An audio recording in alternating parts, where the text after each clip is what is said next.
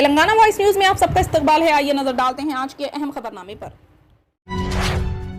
2 साल के बाद गवर्नर तमिलसाई सौंदरराजन तेलंगाना असेंबली में कदम रखा। पिछले साल टेक्निकी वजूहात की बिना पर असेंबली का बजट इजलास गवर्नर के खुतबे के बगैर मुनक़िद हुआ था। ज़राए के मुताबिक इस साल भी हुकूमत गवर्नर की तकरीर के बगैर असेंबली इजलास मुनक़िद करना चाहती थी, लेकिन हुकूमत ने मुसालहत का रास्ता इख्तियार करते हुए गवर्नर की तकरीर के साथ असेंबली का बजट इजलास मुनक़िद किया।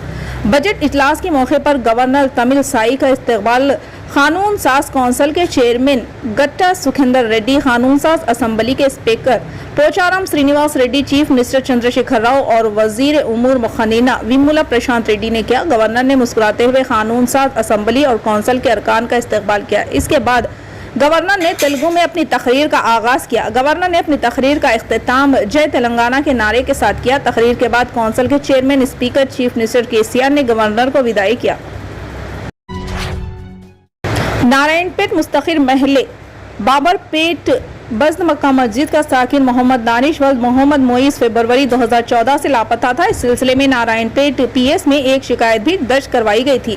इत्तेफाकन चंद रोज कबल मुतवफ़ी लड़का जो कल्याण महाराष्ट्र में एक घर में क़याम पजीर था, आधार कार्ड बनाने के लिए उंगलियों के निशानात कंप्यूटर में मैच होने पर असली घर का पता लगा। ताहम कल्याण महाराष्ट्र चाइल्ड वेलफेयर के जिम्मेदारान ने नारायणपेट चाइल्ड वेलफेयर के जिम्मेदारान से राब्ता कायम किया। इस सिलसिले में मजलिस के साबिक रुकन बल्दिया मोहम्मद तकी चांद पीर ने दानिश के अफराद खानदान के हमरा कल्याण पहुंचकर मुकामी चाइल्ड वेलफेयर ऑफिसर से राब्ता करते हुए रहनुमाई की और दानिश के हमरा नारायणपेट पहुंचे। नारायणपेट चाइल्ड वेलफेयर ऑफिसर ने मोहम्मद तकी चांद पीर के हमरा दानिश को 9 साल बाद उनके वालिदैन के हवाले किया।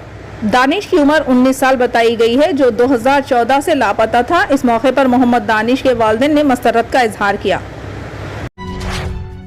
आसाम पुलिस ने कम उम्र लड़कियों से शादी करने वालों के खिलाफ एक बड़ी मुहिम चलाते हुए जुमे को 2044 अफराद को गिरफ्तार कर लिया। गिरफ्तार मुलजिमीन में ऐसी शादियां करने वाले पंडित और खाजी भी शामिल है। पुलिस ज़राए ने यह मालूमात फराहम की। इन्होंने बताया कि ऐसी कम उम्री की शादी को गैर कानूनी करार दिया जाएगा। पुलिस का कहना है कि इनके पास 8000 मुलजिमीन की फहरिस्त है जिन्होंने 18 साल से कम उम्र की लड़कियों से शादी की है। इनके खिलाफ कार्रवाई की जा रही है। पुलिस की इस कार्रवाई के खिलाफ मुख्तलिफ अजला में खवातीन ने भी इस इक़दाम के खिलाफ जबरदस्त एहतजाज किया और कहा कि उन्हें रोजी रोटी के मसाइल का सामना करना पड़ेगा। आसाम के चीफ मिनिस्टर हेमंत बसवा शर्मा ने यहाँ एक तकरीब के मौके पर नामनिगारों को बताया कि यह मुहिम जुमे की सुबह से रियासत भर में शुरू की गई थी और अगले 3 से 4 दिनों तक जारी रहेगी। रियासती काबीना ने 23 जनवरी को फैसला किया था कि कम उम्री की शादी के कसूरवारों को गिरफ्तार किया जाएगा और बड़े पैमाने पर बेदारी मुहिम भी चलाई जाएगी। इस ऐलान के बाद 15 दिन से भी कम अरसे में पुलिस ने बच्चों की शादी के 4004 मुकदमात दर्ज किए। पुलिस के डायरेक्टर जनरल जीपी सिंह ने कहा कि हमारे पास 8000 मुलजिमीन की फहरिस्त है और अब तक हमने सिर्फ 2044 लोगों को गिरफ्तार किया है। कम उम्री की शादी के खिलाफ मुहिम अगले 3 से 4 दिनों तक जारी रहेगी। केरला से ताल्लुक रखने वाले एक ट्रांसजेंडर जोड़े जिया और जाहिद मार्च में अपने बच्चे को जन्म देने वाले हैं। जिया ने एक इंस्टाग्राम पोस्ट में ये ऐलान किया और दावा किया कि हिंदुस्तान में ये पहला केस है जिसमें ट्रांसमेन हामिला हुई। जिया मर्द के तौर पर पैदा हुआ और औरत में तब्दील हुआ और जाहिद जो एक लड़की थी जो मर्द में तब्दील हुआ। गुज़िश्ता 3 सालों से ये दोनों एक साथ रह रहे थे और इन्होंने बच्चे की पैदाइश का फैसला किया। जिया ने कहा कि अगरचे मैं पैदाइशी तौर पर यह अपने जिस्म के लिहाज से औरत नहीं थी, लेकिन मेरे अंदर एक निस्वानी ख्वाब था कि एक बच्चा मुझे माँ कहता हो।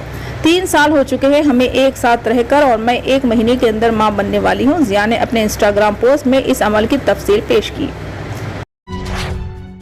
समाजवादी पार्टी के सदर और साबिक चीफ मिनिस्टर अखिलेश यादव का काफिला आज हादसे का शिकार हो गया। काफिले में शामिल निस्फ दर्जन गाड़ियां आपस में टकरा गई।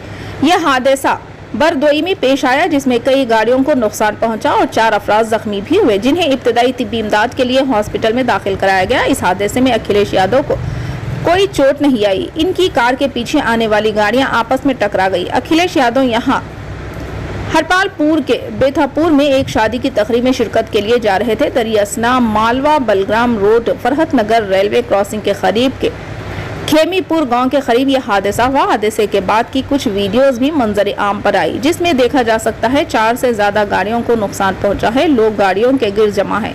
इसके अलावा एक एम्बुलेंस भी मौजूद है। गुजरात फसादात पर मबनी बीबीसी की दस्तावेजी फिल्म पर पाबंदी लगाने के मरकज के फैसले को चैलेंज करने वाली एक दरख्वास्त पर आज सुप्रीम कोर्ट में समाअत हुई। अदालत उज़्मा ने इस मामले में मरकजी हुकूमत को नोटिस जारी की है। सुप्रीम कोर्ट ने मरकज की मोदी हुकूमत से 3 हफ्तों में जवाब तलब किया है। दरख्वास्त में कहा गया है कि गुजरात फसादात पर मबनी बीबीसी की दस्तावेजी फिल्म अवाम को देखने के लिए जारी की गई, ताहम IT एक्ट 2021 के रोल 16 के तहत सच्चाई के खौफ पर पाबंदी लगा दी गई है। सुप्रीम कोर्ट ने इस मामले की समाअत अप्रैल तक के लिए मुलतवी कर दी है। वाज़ेह है कि इस दस्तावेजी फिल्म को हुकूमत ने जानिबदाराना प्रोपेगेंडा करार देते हुए मुस्तरद कर दिया था। फिलहाल के लिए इस खबरनामे में बस इतना ही। देखने के लिए आपका बहुत बहुत शुक्रिया। अगर आप नए हैं इस चैनल पर तो सब्सक्राइब जरूर कर लें और बेल आइकन को दबा लें ताकि हमारी हर खबर आप तक